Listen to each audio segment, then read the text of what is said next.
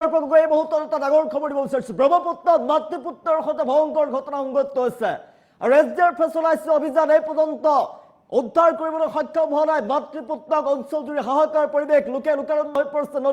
নদীৰ দুয়ো কাষ লোকে লোকাৰণ্য হৈ পৰিছে। হাহাকাৰ চকুলো টুকিছে এতিয়া পৰিয়ালৰ লোকে। অঞ্চলজুৰি এতিয়া চকুলো বন্ধ বৈছে। মুহূৰ্তত হৈছে জনাইছো, বিগ ব্ৰেকিং ডাঙৰ খবৰ জনাইছো। ব্ৰহ্মপুত্ৰত মাতৃপুত্ৰৰ সৈতে ভয়ংকৰ ঘটনা, পৰিয়ালৰ মাজত হাহাকাৰ পৰিৱেশ বিৰাজ কৰিছে। ব্ৰহ্মপুত্ৰত গা ধুবলৈ গৈ মাতৃপুত্ৰৰ ভয়ংকৰ অঘটন। নতুন বৰপেটাৰ কাছুমাৰাত সংঘটিত হৈছে মৰ্মান্তিক ঘটনা। চাৰিওফালে হাহাকাৰ পৰিৱেশ বিৰাজ কৰিছে।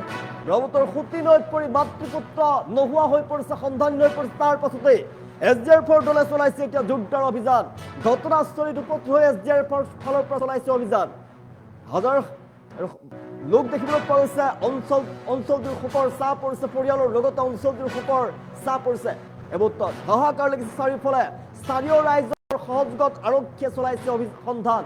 এতিয়ালৈকে সন্ধান লাভ কৰা নাই মাতৃপুত্ৰৰ। বৰ্তমানেও কিন্তু উদ্ধাৰকাৰী দলৰ অভিযান অব্যাহত আছে। এই পৰ্যন্ত মাতৃপুত্ৰৰ কোনো সন্ধান লাভ কৰিবলৈ সক্ষম হোৱা নাই। পৰিয়ালৰ লোকে কান্দি কান্দি এতিয়া ক'ব নোৱাৰা হৈ গৈছে। অঞ্চলজুৰি শোকৰ চাহ পৰিছে। নদীৰ কাষত এনেদৰে লোকে লোকাৰণ্য হৈ পৰা দেখিবলৈ পোৱা গৈছে। আমি দৃশ্যাংশ দেখুৱাইছো। মাতৃপুত্ৰই গা ধুবলৈ গৈছিলে, নদীত গা ধুবলৈ গৈছিল মাতৃপুত্ৰ। তাৰ পাছতেই ভয়ংকৰ অঘটন সংঘটিত হয় আৰু পুত্ৰক বচাবলৈ যাওঁতেই মাতৃও অঘটন সংঘটিত হৈছে। ব্ৰহ্মপুত্ৰত গা ধুবলৈ গৈ মাতৃপুত্ৰৰ ভয়ংকৰ ঘটনা সংঘটিত হৈছে। আমি দৃশ্যাংশ দেখুৱাইছো আৰু তাৰ পাছতে অঞ্চলজুৰি শোকাকুল পৰিৱেশ বিৰাজ কৰিছে। এই পৰ্যন্ত মাতৃপুত্ৰৰ কোনো সন্ধান লাভ কৰিবলৈ সক্ষম হোৱা নাই SDRFৰ দলে। এতিয়া অভিযান চলাইছে, দীৰ্ঘ সময় ধৰি অভিযান চলাইছে, কিন্তু এই পৰ্যন্ত মাতৃপুত্ৰক উদ্ধাৰ কৰিবলৈ সক্ষম হোৱা নাই। পৰিয়ালৰ লগতে সমগ্ৰ অঞ্চলজুৰি শোকৰ চাহ পৰিছে। আমি দেখুৱাইছো দৃশ্যাংশ। নদীৰ পাৰত এনেদৰে লোকাৰণ্য হৈ পৰিছে। সমগ্ৰ অঞ্চলবাসী ওলাই আহিছে আৰু বৰ্তমান SDRFৰ ফালৰ পৰা উদ্ধাৰকাৰী দলৰ ফালৰ পৰা অভিযান অব্যাহত ৰখা হৈছে। মাতৃপুত্ৰক বিচাৰি এতিয়া উদ্ধাৰ অভিযান চলাইছে। এই পৰ্যন্ত লাভ কৰিবলৈ সক্ষম হোৱা নাই মাতৃপুত্ৰৰ সন্ধান। আমি দৃশ্যাংশ দেখুৱাইছো টাইম 8ৰ দৰ্শকক। ব্ৰহ্মপুত্ৰৰ সুতি নৈত পৰি মাতৃপুত্ৰ নোহোৱা হৈ পৰিছে। ঘটনাস্থলীত SDRFৰ ফালৰ পৰা অভিযান চলোৱা হৈছে। দৃশ্যাংশ দেখুৱাইছো। ভয়ংকৰ অঘটন সংঘটিত হৈছে দক্ষিণ বৰপেটাৰ চেঙাৰ কাছুমাৰাত সংঘটিত হৈছে শোকাবহ ঘটনা। ব্ৰহ্মপুত্ৰৰ সুতি নৈ আছিলে, সুতি নৈত গা ধুৱাবলৈ গৈছিলে। তাৰ পাছতে প্ৰথমে পোহনীয়া ভেড়াক গা ধুৱাবলৈ গৈছিলে আৰু সন্ধানহীন হৈ পৰিছে ভাতৃ আৰু 4 বছৰীয়া পুত্ৰ। সমগ্ৰ অঞ্চলজুৰি এটা তীব্ৰ শোকৰ চাহ পৰিছে। দেখুৱাইছো মৰ্মান্তিক ঘটনা। গাঁওখনৰ ৰাইজ ওলাই আহিছে। নিজৰ পোহনীয়া ভেড়াক গা ধুৱাবলৈ গৈছিলে। তাৰ পাছতেই পুত্ৰ পানীত পৰি যায়। পুত্ৰক বচাবলৈ যাওঁতে মাতৃও নোহোৱা হৈ পৰিছে। 4 বছৰীয়া পুত্ৰ নোহোৱা হৈ পৰিছে।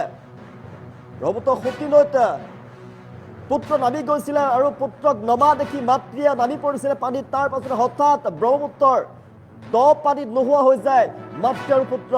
মৰ্মান্তিক ঘটনা সংঘটিত হৈছে। ঘটনাৰ খবৰ লাভ কৰাৰ পাছতে স্থানীয় ৰাইজৰ সহযোগত কাছুমাৰী আৰক্ষীয়ে তাৎক্ষণিকভাৱে এতিয়া SDRFক মাতে আৰু SDRF বাহিনীৰ ফালৰ পৰা, আৰক্ষী বাহিনীৰ ফালৰ পৰা বৰ্তমান উদ্ধাৰ অভিযান অব্যাহত ৰখা হৈছে।